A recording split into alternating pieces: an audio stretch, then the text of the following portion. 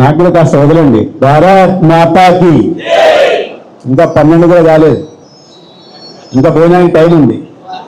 News చూడాలంటే నేను రాయలసీమ వాళ్ళు ఇక్కడ మాట్లాడితే మా రాయలసీమకి వినిపించాలా? భారత్ మాతాకి.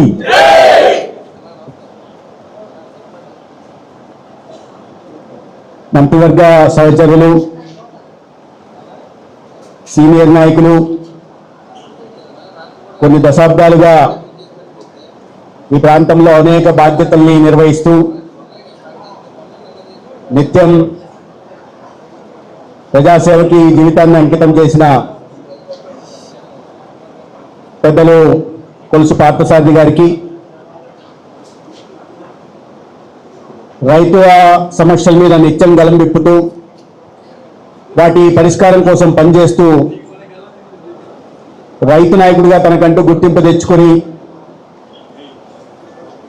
నూజివీడు నియోజకవర్గం అబ్జర్వర్గా ఉంటున్న సోదరుడు శ్రీనివాసరెడ్డి గారు, సభాధ్యక్షులు శ్రీనివాసరావు గారు, భారతీయ జనతా పార్టీ అధ్యక్షులు విక్రమ్ కిషోర్ గారు, ఏఎంసీ చైర్పర్సన్ అరుణ గారు, జనసేన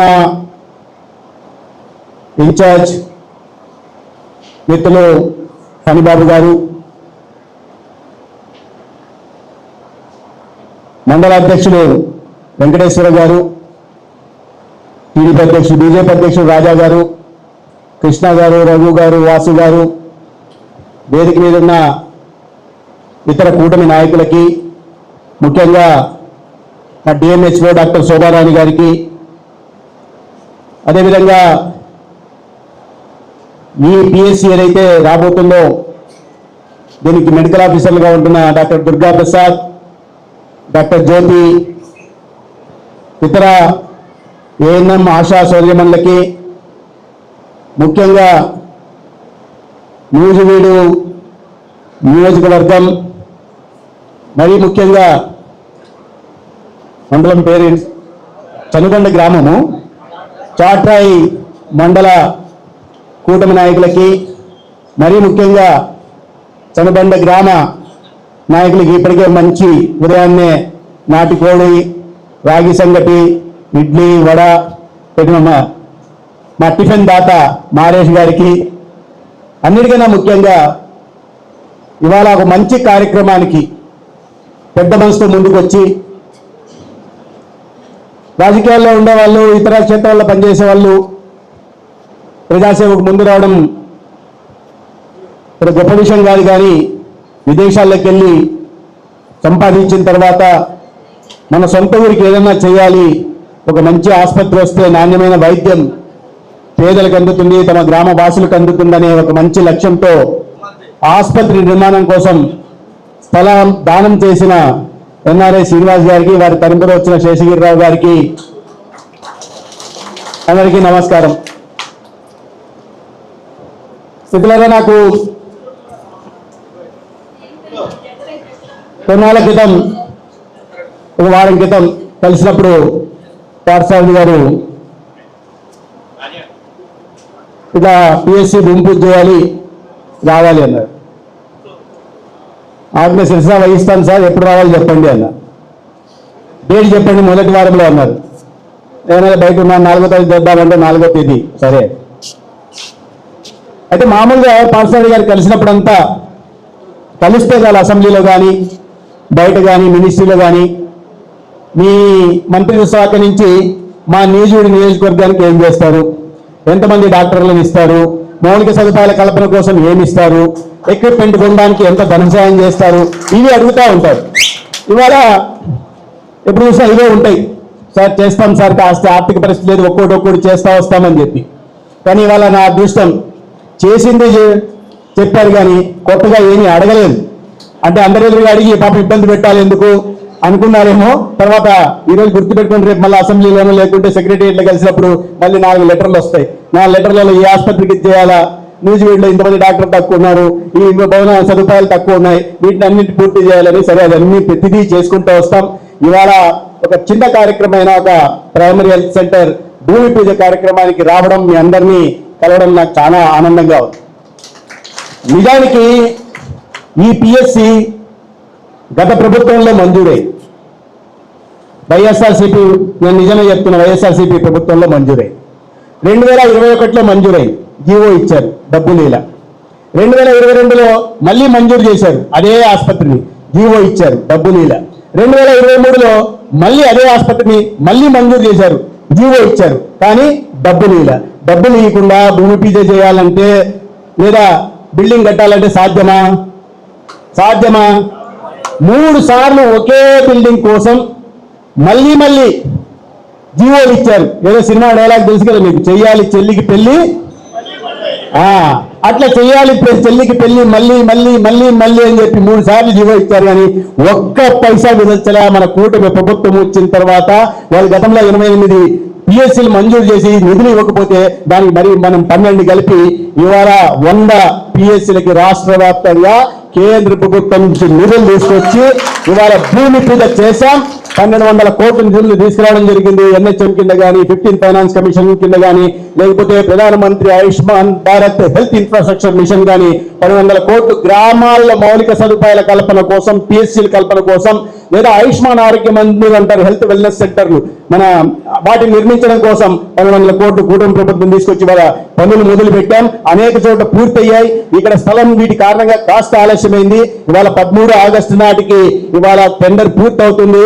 మార్చి 30 నాటికి మళ్ళీ వచ్చి పిఎస్సిని భవనం ప్రారంభోత్సవం చేసి చనబండ గ్రామంలో చట్టాల మండలం ఉంటున్న ప్రతి ఒక్కరికి కూడా నాణ్యమైన వైద్య సేవలు అందించడానికి కూటమి ప్రభుత్వం చంద్రబాబు నాయుడు గారి నాయకత్వంలో, పవన్ కళ్యాణ్ గారి నేతృత్వంలో, నరేంద్ర మోడీ గారి ఆశీస్సులతో కట్టుబడి ఉంది, చిత్తశుద్ధితో ఉందన్న విషయాన్ని నేను ఈ సందర్భంగా మీ అందరికీ తెలియజేస్తున్నాను మిత్రులారా.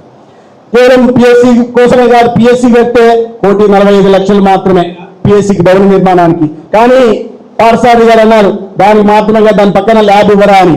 సరే సార్ ఇస్తామని చెప్పి నియోజకవర్గానికి మొత్తం 3 ఇస్తే ఈ పిఎస్సి కూడా 50 లక్షలతో ల్యాబ్ కూడా మంజూరు చేయడం బట్టి ఇవాళ దాంట్లో కలిపి 1,95 లక్షలతో ఇవాళ పిఎస్సి నిర్మాణం అవుతుంది. దానికి మాత్రమే సరిపోయిందా? ఇవాళ చెప్పారు శ్రీనివాస్ రెడ్డి గారు, ఆహార అలవాట్లు మార్చుకోవాలా, జీవన శైలి మార్చుకోవాలా, ఈ అసంక్రమిత వ్యాధులు, నాన్ కమ్యూనికబుల్ డిసీజెస్ ఏవొస్తున్నాయో అది చాలా ప్రమాదకరమైన నేపథ్యంలో కొద్దిగా మన లైఫ్ స్టైల్ చేంజెస్ కారణంగా ప్రివెంటివ్ మెజర్స్, వ్యాధి బారిన పడిన తర్వాత చేతులు కాలిన తర్వాత చందంగా కాకుండా, వ్యాధి బారిన పడకుండా, అనారోగ్యానికి గురి కాకుండా కాపాడడానికి ఒక ఆయుష్ అనేది ప్రధానంగా పనిచేస్తుంది. దాన్ని దృష్టిలో పెట్టుకుని ఒక ఆయుష్ డాక్టర్ కూడా ఇక్కడ దాన్ని ప్రత్యేకంగా గది మంజూరు చేశాం. ఆయుష్ డైరెక్టర్ కూడా పెట్టాం. ప్రివెంటివ్ మెజర్స్ వైపు కూడా ఈ గ్రామంలో ఎవరు కూడా అనారోగ్యం బారిన పడి పెద్ద ఆసుపత్రులకు పోవాల్సిన పరిస్థితి లేకుండా తీసుకొచ్చే జాగ్రత్తలు తీసుకుంటున్నాం. అనేక రకాలైన కార్యక్రమాలు, ఇవాళ సంజీవని కార్యక్రమం గురించి శ్రీనివాస్ రెడ్డి గారు చెప్పారు, పార్సారథి గారు కూడా చెప్పారు. రాబోయే రోజుల్లో సంజీవని కార్యక్రమం ద్వారా గతంలో ఏదైనా మనం అనారోగ్యం బారిన పడిపోతే ముందుకెళ్ళి ఆసుపత్రికి వెళ్ళి పరీక్షలు చేసుకునే పరిస్థితి నుంచి ఇవాళ ప్రభుత్వమే డాక్టర్లే మన గ్రామానికి వచ్చి 950 ఏవైతే మెడికల్ మొబైల్ యూనిట్స్ ఉన్నారో మన గ్రామానికి వచ్చి 3,000 రూపాయలు ఖరీదు చేసే పరీక్షల్ని, 41 రకాల పరీక్షల్ని మన గ్రామంలోనే నిర్వహించి ఆ పరీక్ష అయిన తర్వాత మా హెల్త్ కోఆర్డినేటర్, మా ఆశా, మా ఏఎన్ఎం, మా ఎమ్మెల్యేస్పీ, మా మెడికల్ ఆఫీసర్ మీకు ఫోన్ చేసి మీ ఆ వాట్సాప్ కి రిపోర్ట్ పంపించిన తర్వాత మళ్ళీ డాక్టర్తో అపాయింట్మెంట్ ఫిక్స్ చేసిన తర్వాత హాస్పిటల్లో పరీక్షలు నిర్వహించిన తర్వాత మీరు క్షేమంగా ఇంటికి చేరారా లేదా చూసి అయిన తర్వాత కూడా మందులు వేసుకున్నారా లేదా ఫోన్ల ద్వారా చేయడం, లేదా మెసేజ్లు పంపించి వాకపు చేయడం. ఇవి మాత్రమే కాకుండా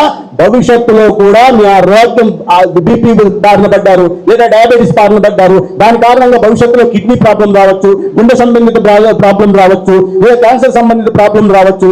వాటికి జాగ్రత్తలు తీసుకోవాల్సిన ఆహార అలవాటు మార్పు కానీ లేదా జీవన శైలి మార్పులు కూడా సజెస్ట్ చేసి ఒక వ్యక్తి కేంద్రిత ఆరోగ్య వ్యవస్థను నిర్మించడం కోసం ఇవాళ రాష్ట్రంలో ముఖ్యమంత్రి చంద్రబాబు నాయుడు గారు, ఉప ముఖ్యమంత్రి పవన్ కళ్యాణ్ గారు ఇవాళ ప్రత్యేకంగా కృషి చేస్తున్నారు. ఎందుకంటే ఇటువంటి ఆలోచన రాష్ట్రంలో ఉంటున్న ప్రజలందరూ నా కుటుంబ సభ్యులు అనుకుంటున్న వాళ్లకు మాత్రమే వస్తుంది.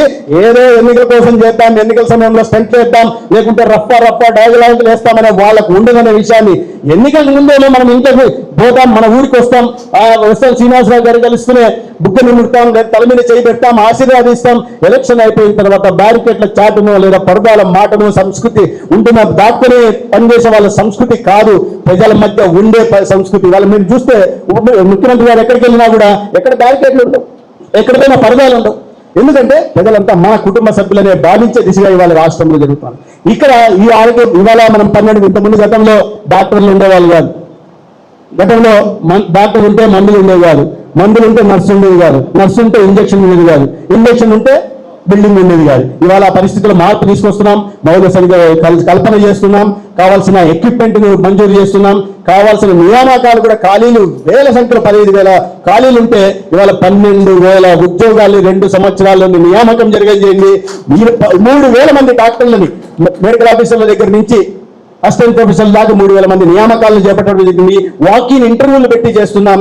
అదేవిధంగా డాక్టర్ల లభ్యత పెరగడం జరిగింది. గతంలో డాక్టర్లు చాలా మంది అనేక కారణాల వల్ల గ్రామీణ ప్రాంతాలకు వెళ్ళాలంటే ఇబ్బంది వెళ్ళేవాళ్ళు కాదు. ఇవాళ డాక్టర్లు కూడా ప్రభుత్వం చిత్తశుద్ధితో పనిచేస్తుంది కాబట్టి మారుమూల ప్రాంతాల్లో కూడా వెళ్ళి పనిచేయడానికి, నాణ్యమైన వైద్య సేవలు అందించడానికి సిద్ధంగా ఉన్నారు. కాబట్టి దాని కారణంగా ఇవాళ మీరు IVRS చేస్తున్నారు, పబ్లిక్ పాజిటివ్ పర్సెప్షన్. ఫోన్ చేసి డాక్టర్లు అందుబాటులో ఉన్నారంటే ఉన్నారని చెప్పే వాళ్ళు 76% ఉన్నారు. గతంలో 65% మాత్రమే ఉండాలి, ఇవాళ 76% ఉన్నారు. డాక్టర్లు బాగా నవ్వుతూ మాట్లాడుతున్నారా, నర్సు నవ్వుతూ మాట్లాడుతున్నారా అని చెప్తున్న వారి సంఖ్య 78% పెరిగింది. మౌలిక సదుపాయాల కల్పన పెరుగుతోందా, పారిశుద్ధ్యం బాగుందా అని చెప్తున్న వారి సంఖ్య గతంలో 58% మాత్రమే ఉంటే అది వాళ్ళ 76% పోయింది. ఇవన్నీ మందుల లభ్యత ఉన్నాయని చెప్పే వారి సంఖ్య పెరిగింది. ఇవన్నీ కాకుండా డాక్టర్ల లభ్యత కూడా 25% పెరిగింది. ఓపీ సేవలు కూడా ఈ 2 సంవత్సరాల్లో 28% పెరిగాయి. మిగతా చోట్లంతా మేము చెప్పదలుచుకోలే. మన ఏలూరు జిల్లాలో ఉంటున్న ఏరియా హాస్పిటల్లో CSCలు ఏవైతేనే న్యూజివీడి కావచ్చు, లేదా చుంతలపూడి కావచ్చు, లేదా బుట్టాయిగూడెం కావచ్చు, లేదా జంగారెడ్డిగూడెం కావచ్చు, లేకపోతే దెందులూరు కావచ్చు, లేకపోతే కైకులూరు కావచ్చు, ఈ గ్రామాలు ఈ ఊర్లలో CSCల్లో జరిగిన ఓపీ సేవలే 2020-23 సంవత్సరంలో, ఆర్థిక సంవత్సరం అంటే 23-24 ఎప్పుడైతే వైసీపీ ప్రభుత్వం చివరి సంవత్సరం ఉండిందో ఆనాడు 5,20,000 మాత్రమే ఓపీ సేవలు జరిగితే పోయిన ఆర్థిక సంవత్సరంలో 5,74,000 జరిగాయంటే 50,000 ఓపీ సేవలు పెరిగాయంటే డాక్టర్ల లభ్యత లేకుండా జరుగుతుందా? ఏజెన్సీ లేకపోతే జరుగుతుందా? మా కింద నర్సింగ్ స్టాఫ్ లో MLHPలు అందుబాటులో లేకపోతే జరుగుతున్నాయా? ప్రజల్లో విశ్వాసం పెరిగింది కాబట్టి వాళ్ళ ప్రభుత్వ ఆసుపత్రుల పట్ల ప్రజలు పోతున్నారు. 7,34,000 మాత్రమే ఈ డయాగ్నోస్టిక్ పరీక్షలు జరిగితే ఈ జిల్లాలో 23-24 ఆర్థిక సంవత్సరంలో వైఎస్ఆర్సీపీ అధికారంలో ఉంటున్నారు. రాజకీయాలు చెప్పడం కోసం చెప్పట్ల. 7,34,000 ఒక సంవత్సరం జరిగితే మీరు రికార్డుతో సహా ఇస్తాను నేను.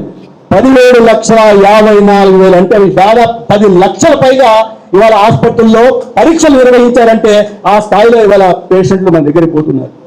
ఈ రకంగా అనేక రకాల చర్యలు తీసుకోగలుగుతున్నాం. కేంద్ర ప్రభుత్వం నుంచి ప్రధానంగా సహకారం అందుతోంది. ఇవాళ అన్నిటికన్నా ముఖ్యమైనది ఇది first point of health care వచ్చేసి మన గ్రామాల్లో కేంద్ర ప్రభుత్వం మంచి ఉద్దేశంతో 2018 సంవత్సరంలో నరేంద్ర మోడీ గారి ప్రభుత్వం NHM కింద గ్రామాల్లో సబ్ సెంటర్లు అనేవాళ్ళు వాటిని కాస్త పెంచి ఒక MLG BSc నర్సింగ్ చదివిన అమ్మాయిని అక్కడ పెడితే ఒక డాక్టర్ లాగా సమానం. వాళ్ళ కింద ANMలు కానీ ఆశా వర్కర్లు ఉంటారు. గ్రామాల్లో ఎవరికి ఇబ్బంది వచ్చినా 3,000-4,000 జనాభాకి వీళ్ళు అందుబాటులో ఉంటారని చెప్పి కేంద్ర ప్రభుత్వం మంజూరు చేసి నిధులు ఇస్తే ఆ నిధులను కూడా వాడుకోకుండా 5 సంవత్సరాల కాలంలో 2019 నుంచి 2024 సంవత్సరాల 5 సంవత్సరాల మధ్య కాలంలో 3,105 మాత్రమే ఆయుష్మాన్ ఆరోగ్య మందిర్లు నిర్మించి ఆ నిధులు మురిగిపోయేలాగా వెనక్కిపోయేలాగా చేస్తే మన కూటమి ప్రభుత్వం అధికారంలోకి వచ్చిన తర్వాత అదే కేంద్ర ప్రభుత్వం నిధులతో 4,524 ఆయుష్మాన్ ఆరోగ్య మందిర్లు గ్రామాల్లో నిర్మించుకుందాం. మీ నియోజకవర్గానికి సంబంధించి కూడా 41 ఆయుష్మాన్ ఆరోగ్య మందిర్ని 9,50,00,000తో ఇవ్వడం జరిగింది. అంటే గ్రామాల్లో ఉండేది ఎవరు? ధనవంతులు ఉంటారా? కార్లలో తిరిగే వాళ్ళు ఉంటారా? ఫ్లైట్లో తిరిగే వాళ్ళు ఉంటారా? కాదు. చిన్న చిన్న రైతులు ఉంటారు, రైతు కూలీలు ఉంటారు, బలహీన వర్గాలు ఉంటారు, అణగారిన వర్గాలు ఉంటారు, బీసీలు ఉంటారు. పేదరికం ఎక్కువ ఉంటున్న చోట ఈ నాణ్యమైన వైద్య సేవలు అందుబాటులో తేవడం కోసం గత ప్రభుత్వం పూర్తిగా నిర్లక్ష్యం వహిస్తే ఇవాళ ఆ గ్రామాల్లోనే వైద్య సేవలు అందించడం కోసం మన ఇంటి ముందర వైద్య సేవలు అందించే దిశగా కూడా కూటమి ప్రభుత్వం పని చేస్తుండే ఒక కుటుంబ సభ్యులుగా భావించి ఒక ఆరోగ్య ఆంధ్రప్రదేశ్ నిర్మించే దిశగా కూడా రాష్ట్రంలో ప్రయత్నాలు జరుగుతాయి. అదేవిధంగా ఆయుష్ మీద కూడా నేను ఆయుష్ గురించి చెప్పా.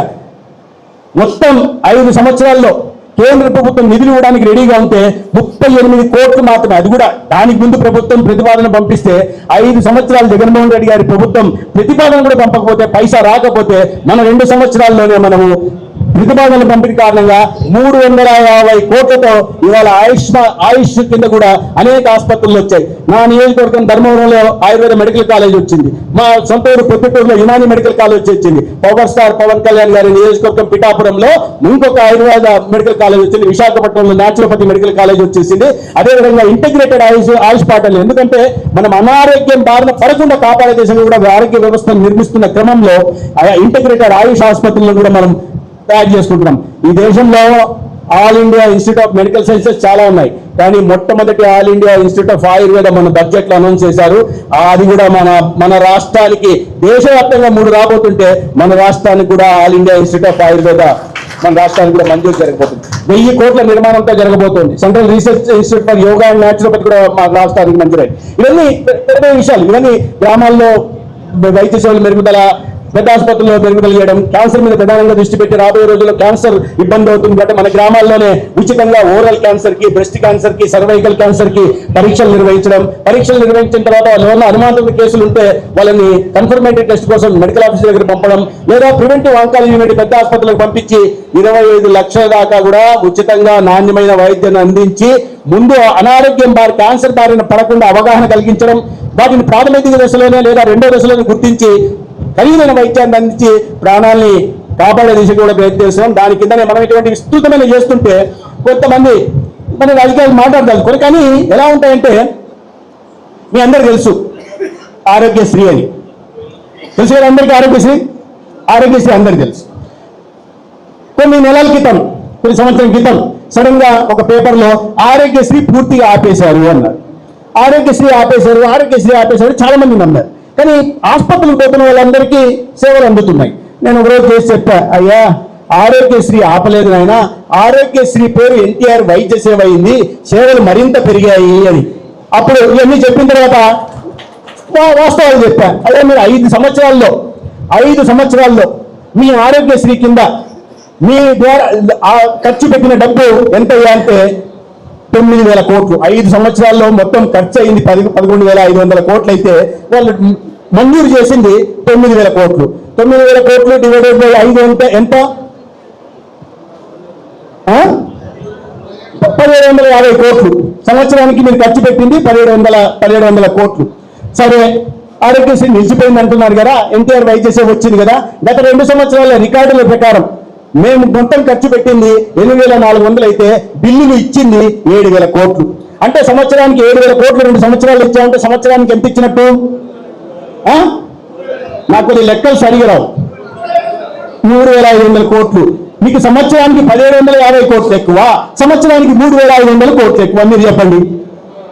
చెప్పాలి, ఎందుకంటే అక్కడ ఎవరో ప్యాలెస్ లో కూర్చో ఉంటారు, వాళ్ళకి తెలియాలా.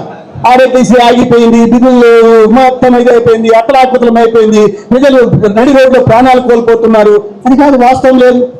సరే, మళ్ళీ లబ్ధిదారుల గురించి మాట్లాడదాం. 5 సంవత్సరాల్లో మీరు ఆరోగ్యశ్రీ కింద 41 లక్షల మంది ఆరోగ్యశ్రీ సేవలు పొందారు. ఎంతమంది?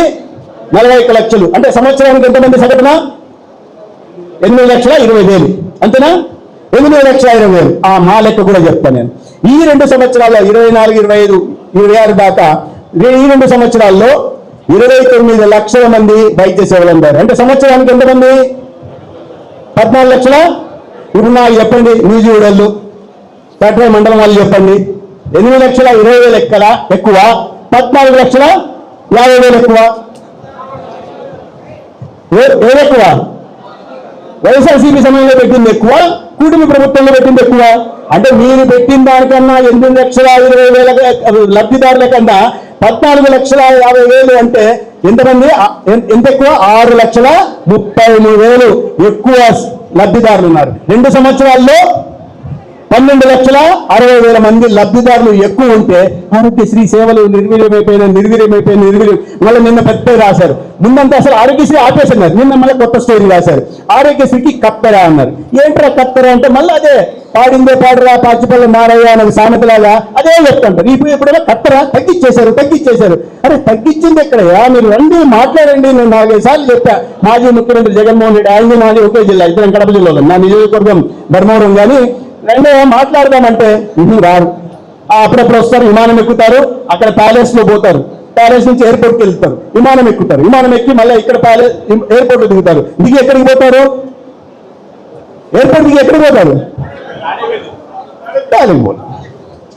ఇది వాళ్ళు చేసేది. ఆరోగ్యశ్రీ అంటే అబద్ధపు ప్రచారాలు చేసి, అసత్య ప్రచారాలు చేసి ఈ రకంగా ప్రచారం చేస్తుంటారు.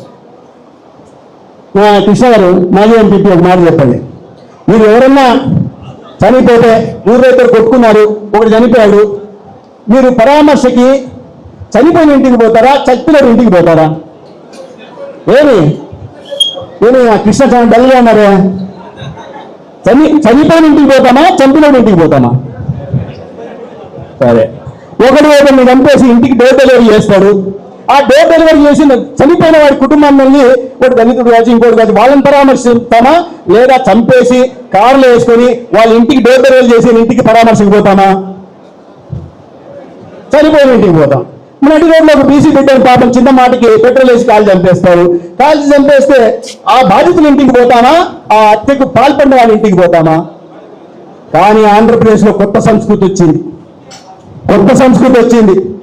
చనిపోయిన ఇంటికి పోరు, ఎవరైతే హత్య గావించబడ్డారో వాళ్ళ ఇంటికి పోరు, ఆ హత్యానేరం మీద జైల్లో ఉంటున్న వాళ్ళ దగ్గరికి వెళ్ళి పరామర్శ చేస్తారు. ఇది ఎలా ఉందంటే ఎటువంటి వికృత పరిస్థితి తీసుకొచ్చారంటే రాష్ట్రంలో. మీరు మళ్ళా రారు, భవిష్యత్తులో రారు. మీరు అందరూ అన్ని చూసే, ఇన్ని సంవత్సరాలు 3 ఏళ్ల పాలన ఎట్ట సాగిందో విధ్వంస కాల చూసే మీరు నిర్ణయం తీసుకున్నారు. దానికి తగినట్టుగా కుటుంబ ప్రభుత్వానికి ఆశీర్వాదం ఇచ్చారు.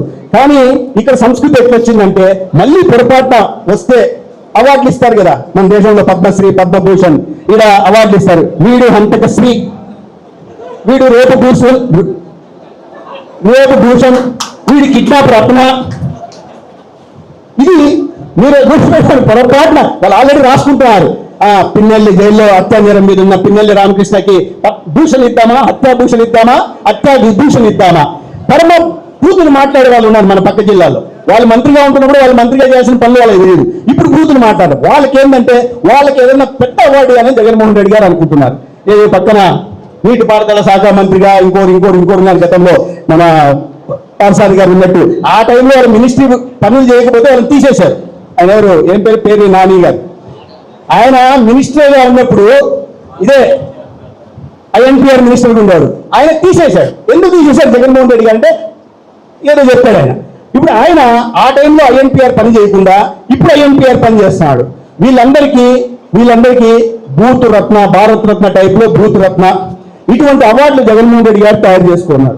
ఇటువంటి వికృత పరిస్థితులు ఉన్నాయి. ఇవాళ మంచి వాతావరణం ఉంది. ఇవాళ ఒక చనుబండ గ్రామంలో ఎంతమందికి మొత్తం అన్నదాత సుఖీభవ కింద రాష్ట్రంలో 48 లక్షల మంది రైతులకి 10,000 కోట్లు అబ్బందులు ఉన్నప్పుడు కూడా కేంద్ర ప్రభుత్వం నుంచి 6,000 PM కిసాన్ నిధి కింద 14,000 రాష్ట్ర ప్రభుత్వం నుంచి రైతుల అకౌంట్లలోకి నేరుగా అన్నదాత సుఖీభవ వేస్తుంటే రైతుల్లో ఒక సానుకూల వాతావరణం ఉంది. దానికి బాధపడుతున్నారు. పల్లెల బిడ్డలకి గతంలో మీరు ఇచ్చిన హామీ మాదిరి కాకుండా ఎంతమంది అంటే అంతమందికి 68 లక్షల పిల్లలకి ఇవాళ 10,000 కోట్లు నిధులు మంజూరు వేస్తుంటే, నేరుగా అకౌంట్లలోకి వేస్తుంటే అక్క చెల్లెళ్లలో మంచి వాతావరణం ఉంది. అది నచ్చడం లేదు. తర్వాత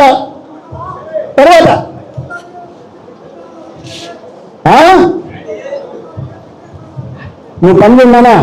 ఆ బ్రాండ్లు లేవు. ఇప్పుడు ఆంధ్ర స్టేటస్ బ్రాండ్లు లేవు. ఇవాళ నిశ్చితంగా సిలిండర్ వస్తుంటే ఇదిగా ఉంది.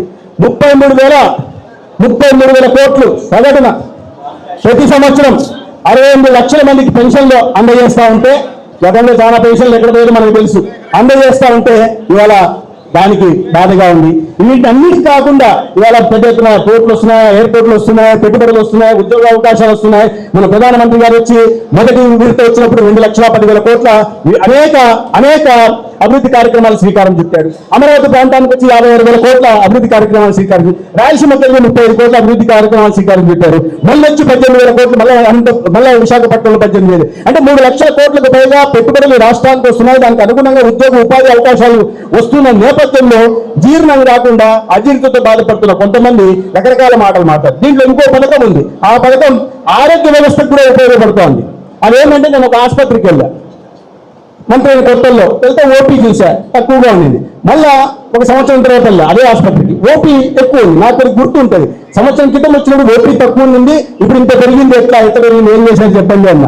అంటే నర్సు వచ్చి లేదు సార్ ఓపీ బాగా పెరిగింది సార్ అని. ఏమ్మా లెక్కలు తారుమారు చేస్తున్నా అంటే లేదు సార్ మీకు అవన్నీ ఉన్నాయి కదా సార్, ఫోటోలో మేము లెక్కించాలి కదా, తప్పు చేయడానికి లేదు, నిజంగానే పెరిగింది సార్. దేనికి మా అన్న ఏం లేదు సార్, అది మన చంద్రబాబు నాయుడు గారు పవన్ కళ్యాణ్ గారు ఒక స్కీమ్ తెచ్చారు కదా బస్సులో ఫ్రీగా. ఏంటి మన వాళ్ళకి చాలా మందికి నచ్చదు ఇక్కడ, ఎందుకంటే మహిళలు తక్కువ ఉంటారు కాబట్టి, అందుకే సమాధానం రావట్లా.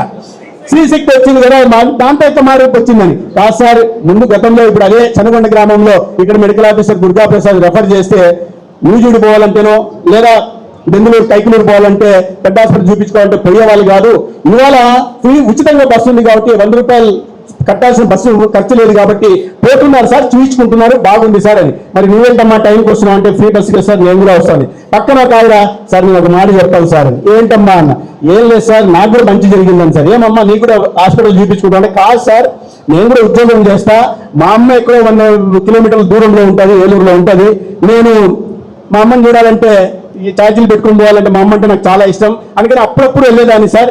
ఇప్పుడు ఆదివారం సెలవు రోజు పోయి మా అమ్మని చూసుకొస్తున్నాను సార్ అని.